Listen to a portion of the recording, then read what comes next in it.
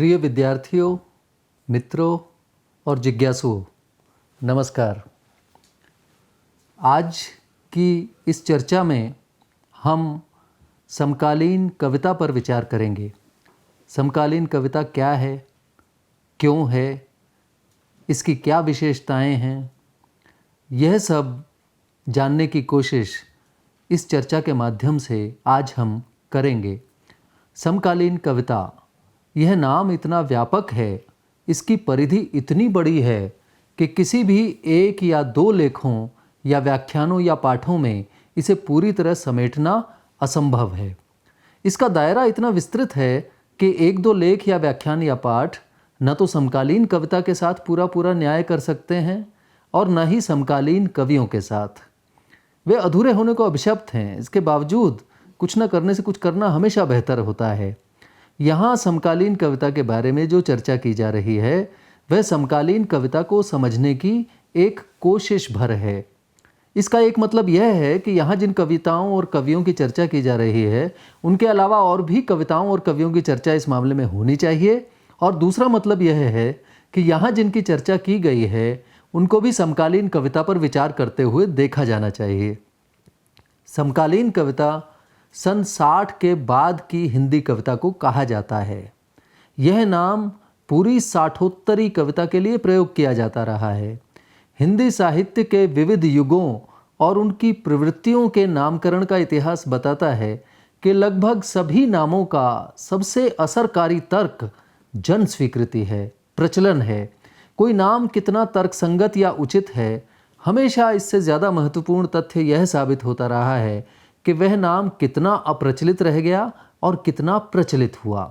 समकालीन कविता नाम को अगर सन 60 के बाद की हिंदी कविता का नाम माना जाए, जैसा कि उसे लगभग माना गया है, तो कहना होगा कि समकालीन कविता सन 60 से शुरू होकर हिंदी में आज तक जारी है।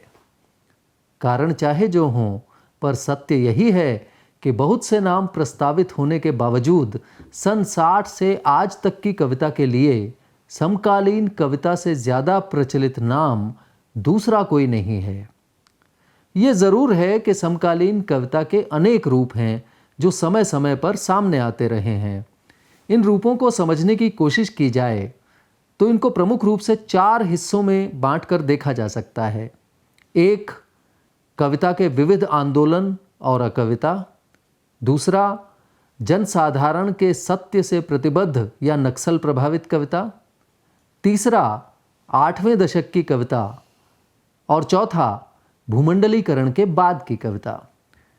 मोटे तौर पर ये 4 रूप समकालीन कविता के हैं और चारों की पृष्ठभूमि पूरी तरह एक जैसी नहीं है। थोड़ा बहुत अंतर चारों की पृष्ठभूमि में है। किसी भी रचना की पृष्ठभूमि उसके समय का समाज और उसकी परिस्थितियां होती हैं। इसी को ध्यान में रखते हुए इतिहास में उस रचना की भूमिका और योगदान का मूल्यांकन संभव होता है। दूसरे शब्दों में रचना काल रचना की पृष्ठभूमि होता है। समकालीन कविता का रचना काल भी समकालीन कविता की पृष्ठभूमि है। इस रचना काल को समझने की कोशिश करनी चाहिए और इस पृष्ठभूमि को समझना ज़रूरी है कविता की। इसी से उसकी ऐतिहासिक और सर्जनात्मक भूमिका तय होती है। समकालीन कविता का रचना काल सन 60 के बाद का है तो सन 60 के आसपास की परिस्थितियों को हमें देखना होगा। इस समय की प्रमुख घटनाएं और तथ्य क्या थे? आज़ादी और पंचवर्षीय योजनाओं के बावजूद सन 60 के आसपास 57% भारतीय गरीबी रेखा से नीचे गुजारा कर रहे थे। औद्योगिकरण के बावजूद जनता में बेरोजगारी बढ़ रही थी। जाति और संप्रदाय के आधार पर वोटों का जुगाड़ करना राजनीति की पहचान बन रहा था। राजनीति मूल्यहीन अवसरवाद बन रही थी। सत्ता लोलुपता उसका एकमात्र उद्देश्य बन रहा था। नगरों में धनतंत्र का वर्चस्व कायम हो रहा था और बढ़ रहा था, जिसने बनावट और दिखावे की संस्कृति को, कहना चाहिए अपसंस्कृति को, बढ़ावा दिया था। इसके कारण ईमानदारी, नैतिकता, आपसदारी और सादगी जैसे मूल्य एकदम हाशिए पर चले गए थे, उपेक्षित कर दिए गए थे।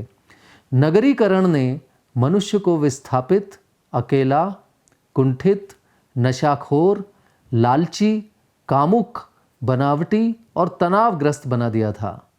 नागरिक जीवन तरह तरह के अपराधों का शिकार हो गया था। पुराने सांस्कृतिक, सामाजिक व पारिवारिक मूल्यों के प्रति घृणा और आक्रामकता मनुष्य के मानस का हिस्सा बन गई थी। ये मानस हवा में नहीं बना था, इसकी अपनी ऐतिहासिक पृष्ठभूमि थी। इसे समझने की कोशिश करें। सन 62 में चीन के साथ युद्ध में भारत को पराजय का सामना करना पड़ा था। हिंदी चीनी भाई भाई जैसे नारे ने दम तोड़ दिया था। यह शांति कपोत के रूप में सामने आने वाले भारतीय संस्कृति के महान मूल्य शांति का सीमित अर्थों में राजनीतिक देहांत भी था। इससे भारतीय मूल्यों में अविश्वास या अनास्था की मानसिकता का पैदा होना भी स्वाभाविक था और प्रसारित होना भी। कुछ ही समय बाद पंडित नेहरू का भी देहांत हो गया था। उसके कुछ ही समय बाद शास्त्री जी का निधन भी हो गया। इससे देश में नेतृत्व का संकट बार बार पैदा हुआ। महात्मा गांधी जैसे पूरी शताब्दी को आलोकित करने वाले नेतृत्व को पैदा किया था इस देश ने, और इस देश के लिए ये कोई मामूली झटका नहीं था कि इसके सामने नेतृत्व का संकट पैदा हो। इस झटके से व्यापक स्तर पर घनघोर निराशा पैदा हुई थी। नेतृत्व रास्ता दिखाता है और नेतृत्व का संकट असल में रास्ते का संकट भी था। तुलसी के शब्दों में कहें तो कहाँ जाई का करी, कहाँ जाएं क्या करें, ऐसी स्थिति जनमानस के सामने पैदा हो गई थी। अर्थव्यवस्था से ज़्यादातर जनता की हालत नहीं सुधरी थी। महात्मा गांधी जिसे दरिद्र नारायण कहते थे, वो नारायण तो दूर मनुष्य की तरह भी नहीं जी पा रहा था। विजय कुमार ने प्रसिद्ध गांधीवादी चिंतक सुगत दास गुप्त को उद्धृत करते हुए लिखा है कि उनके अनुसार विकास गरीबी को इसलिए बढ़ा रहा है क्योंकि उसकी अवधारणा में, उसके कॉन्सेप्ट में ही ये बात निहित है। विकास का मतलब है अमीरी में बढ़ोतरी। यह अमीरी जीवन की लागत को बढ़ाती है और उससे दाम बढ़ने लगते हैं। मूल्य स्तर के साथ साथ एक वर्ग की तनख्वाहें भी बढ़ती हैं, पर अंशतः। लेकिन जो लोग इस दायरे में नहीं आते, वे लोग ज़रूरत की चीज़ों के दाम बढ़ते जाने के कारण गरीब होते जाते हैं। इस युग की स्थिति का एक और पक्ष यह है कि मध्य वर्ग का जीवन सिद्धांत अधिकांशतः मारो खाओ हाथ मत आओ के अवसरवाद का शिकार हो रहा था। न राजनीति में कोई आशाजनक दिशा थी, न समाज में कोई उत्साहवर्धक आंदोलन था। सर्वत्र लगभग अराजकता की स्थिति थी। ये अराजकता की स्थिति स्वतंत्रता से मोहभंग का कारण बनी, और ये मोहभंग साठोत्तरी या समकालीन कविता के केंद्र में है। इस मोहभंग के अनेक स्तर हैं। ये मोहभंग परंपरा से भी है, आज़ादी से भी है, अर्थव्यवस्था से भी है, रूढ़ियों से भी है, राजनीति से भी है, शासन व्यवस्था से भी है, और यहाँ तक कि कविता से भी है। कैलाश वाजपेयी ने कहा कि सत्य शब्द का उच्चारण अब केवल अर्थी ले जाने में होता है। ये घनघोर निराशा घनघोर अराजकता के रूप में प्रकट हुई। यह अराजकता अनेक आंदोलनों के रूप में भी सामने आई। बहुत ही कम समय में बहुत सारे आंदोलन हिंदी कविता में चलाने की कोशिश की गई। लगभग सभी आंदोलन थोड़ी सी देर अपनी चमक दिखाकर या बिना दिखाए अपनी मौत अपने आप मर गए। हालांकि ये सभी मोहभंग की व्यापक मानसिकता से और अपने समय की घनघोर निराशा से पैदा हुए थे, परंतु अपने समय के प्रति दायित्वपूर्ण रवैया प्रायः न अपनाने के कारण अल्पजीवी रहे। इन सब आंदोलनों का परिचय इनके नामों के जरिए मिल सकता है। इनमें से कुछ आंदोलनों के नाम हैं सनातन सूर्योदयी कविता, अपरंपरावादी कविता, अन्यथावादी कविता, सीमांत कविता, युयुत्सावादी कविता, अस्वीकृत कविता, अकविता, अभिनव कविता, नाटकीय कविता, एंटी कविता, एब्सर्ड कविता, बीट कविता। अमेरिका के जो बीटनिक कवि थे एलन गिन्सबर्ग, उसके प्रभाव से ये बीट कविता भी हिंदी में आई। ठोस कविता, विद्रोही कविता, ताज़ी कविता, नंगी कविता आदि आदि बहुत सारे आंदोलन उस समय हिंदी की कविता में चलाने की कोशिश की गई। और इन सभी आंदोलनों में से केवल एक आंदोलन ऐसा था जिसकी चर्चा अपेक्षाकृत ज़्यादा समय तक चलती रही, और वो आंदोलन था अकविता का आंदोलन।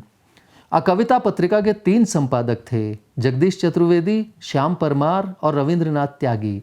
सन 1965 से 67 तक ये पत्रिका प्रकाशित हुई और इससे अकविता आंदोलन को रूप मिला। अकविता के बारे में चर्चा आगे बढ़ाएं इससे पहले हम अकविता अपने मिजाज में, अपनी अभिव्यक्ति में कैसी थी, ये जानने के लिए कविता के कुछ उदाहरण देखें। जगदीश चतुर्वेदी की कविता पंक्तियाँ थी, कीड़े भरे सीने और दुखती रगों में नहीं है जान, लोग घबराते हैं करते पहचान, अपने डिब्बों में कैद होकर पढ़ते हैं गीता या कोक शास्त्र, और सारा देश बदल जाता है धर्मशाला में। मोना गुलाटी ने लिखा, पूरी पीढ़ी बंजर हो और बंजर रहे मेरे देश की धरती, मुझे नहीं आकांक्षा किसी के जीवन या मृत्यु की, काली और सपाट आंखों में देखते हुए मैं हत्याएं करूंगी और अपनी आत्महत्या प्रतिशोध की अंधी गलियों में दौड़ते हुए और भोगते हुए। श्याम परमार ने लिखा, बहुत सी चीलें आसमान में छत्ता बनाती हुई फैलती जा रही हैं, लगता है मैं अपने से अजनबी हो गया हूँ। सौमित्र मोहन ने कहा, हर चीज़ स्थिर है, स्तब्ध है, केवल कुछ धड़कनें हैं, सिगरेट का आखिरी कश, मैं कोई भी गुनाह करने को राजी हूँ। बिल्कुल साफ है कि ऐसी कविताएं उस अनास्था, कुंठा और दिशाहीनता का नतीजा थी जो समकालीन परिस्थितियों में उस समय मौजूद था। जगदीश चतुर्वेदी के अनुसार कवि द्वारा रचा जाने वाला यह संसार एक प्रकार से उसका अंडरवर्ल्ड है और वह इस अंडरवर्ल्ड का तानाशाह है। जगदीश चतुर्वेदी की इस बात से बहुत साफ है कि मूल्यों से कोई लगाव कविता के कवियों को नहीं था।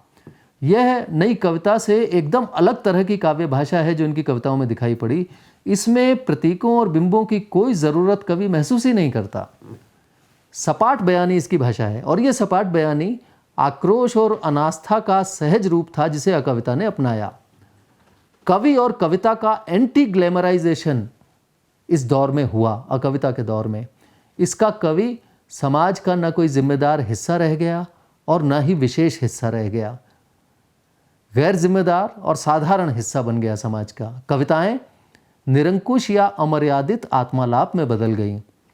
उदय प्रकाश ने लिखा कि नई कविता का कवि जिस स्त्री को छूने से डरता था, कविता ने उस स्त्री को 2-3 गर्भपात के बाद धर्मशाला बना डाला। स्त्री के प्रति जो थोड़ा बहुत उदात्त सामंती एथिक शेष था, उसे इस दौर के कवियों ने ध्वस्त कर डाला।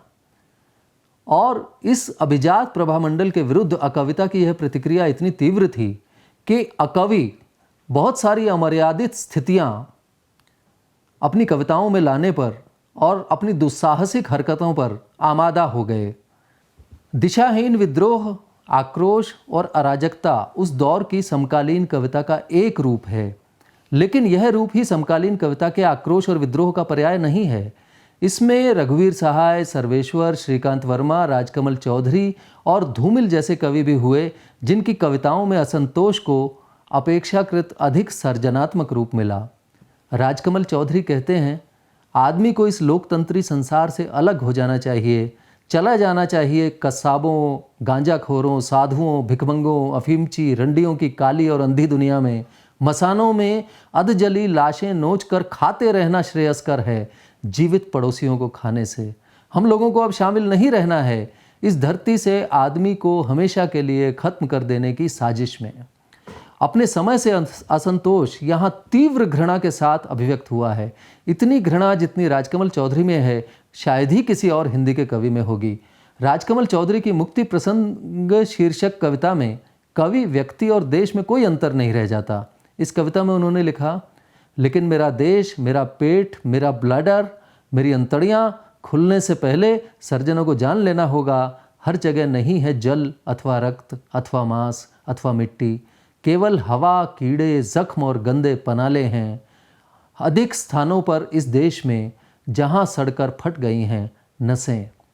कितना असंतोष और कितनी घृणा राजकमल चौधरी की कविताओं में मिलती है, जबकि श्रीकांत वर्मा के यहाँ असंतोष ने अपेक्षाकृत अधिक संयमित रूप लिया है। तीसरा रास्ता शीर्षक कविता में उन्होंने कहा, मित्रों, 2 ही रास्ते हैं, दुर्नीति पर चलें, नीति पर बहस बनाए रखें, दुराचरण करें, सदाचार की चर्चा चलाए रखें, असत्य कहें, असत्य जिएं, असत्य करें, सत्य के लिए मर मिटने की आन नहीं छोड़ें। अनंत में प्राण तो सभी छोड़ते हैं, व्यर्थ के लिए हम प्राण नहीं छोड़ें। मित्रों, तीसरा रास्ता भी है, मगर वह मगध अवंती, कोसल या विदर्भ होकर नहीं जाता। आशय यह है कि राजसत्ता से परे या दूर है तीसरा रास्ता।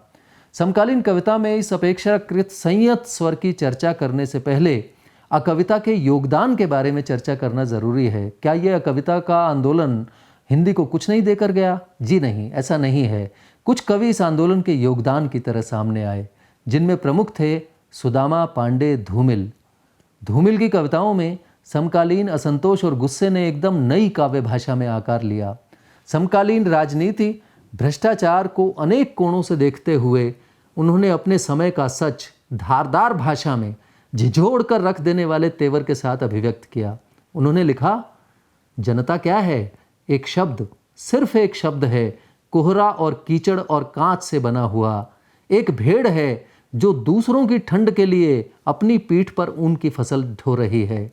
दरअसल अपने यहाँ जनतंत्र एक ऐसा तमाशा है जिसकी जान मदारी की भाषा है। ये मदारी तथा कथित जनप्रतिनिधि थे जिनकी भरपूर खबर धूमिल की कविताओं में ली गई। मध्यवर्गीय अनैतिकता और अवसरवाद की खबर लेते हुए उन्होंने लिखा, जिसके पास थाली है हर भूखा आदमी उसके लिए सबसे भद्दी गाली है। अपनी थाली, सिर्फ अपनी थाली की चिंता करने वाला आदमी देश और समाज की चिंता नहीं कर सकता।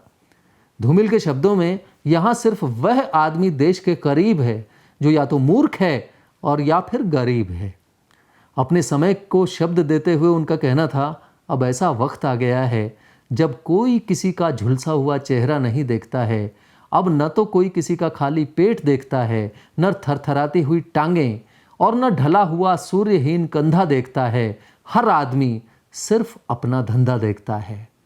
समाज में कुछ लोग हैं जो अपने धंधे के अलावा और कुछ देखना नहीं चाहते और कुछ लोग हैं जो देख नहीं सकते। कारण इसका यह है, सुनो, आज मैं तुम्हें वह सत्य बतलाता हूं जिसके आगे हर सच्चाई छोटी है। इस दुनिया में भूखे आदमी का सबसे बड़ा तर्क रोटी है।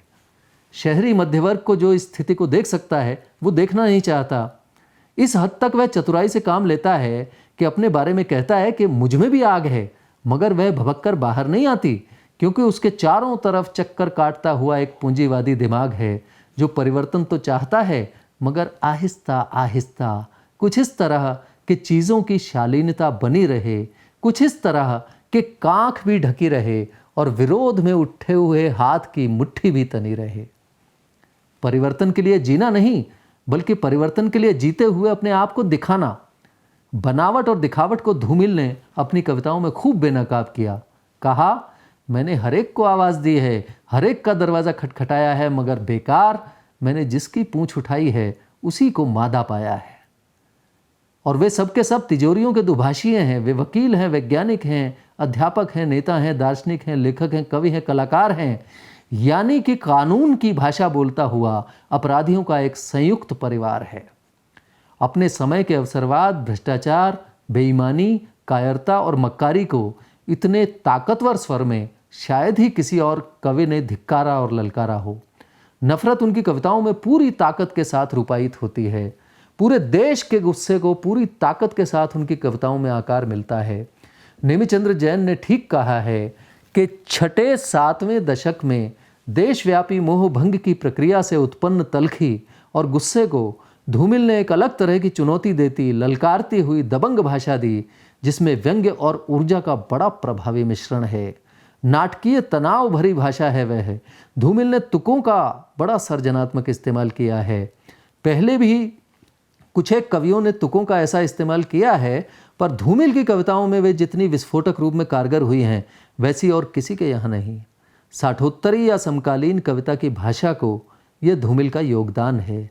सच तो यह है कि कविता ने कविता की भाषा का जो मुहावरा दिया उसका सबसे ताकतवर रूप धूमिल की भाषा में है। धूमिल को अगर अकविता का हिंदी कविता को योगदान कहा जाए तो अतिशयोक्ति नहीं होगी। ये समकालीन कविता का पहला रूप था जो बहुत सारे आंदोलनों के रूप में हमारे सामने आया और जिसका योगदान, खासकर अकविता आंदोलन का योगदान, हमने धूमिल के रूप में देखा। अब समकालीन कविता का एक दूसरा रूप एक बड़ी राजनीतिक घटना से जुड़ा है जो घटना इस दौर में हुई। इस घटना का नाम है नक्सली आंदोलन। जब पश्चिम बंगाल के नक्सलबाड़ी क्षेत्र में आंदोलन हुआ तो उसकी चर्चा लगभग सब जगह हुई और भरपूर हुई। समकालीन कविता की एक धारा इससे पूरी तरह प्रभावित हुई। इतिहास के इस हिस्से को जानने के लिए नक्सलवाद को पहचानना होगा। नक्सलवाद और नक्सल प्रभावित कविता के बारे में बात करते हुए ये देखना चाहिए कि सन 67 में नक्सलबाड़ी में स्थानीय जमींदारों के खिलाफ किसानों का हथियारबंद आंदोलन हुआ।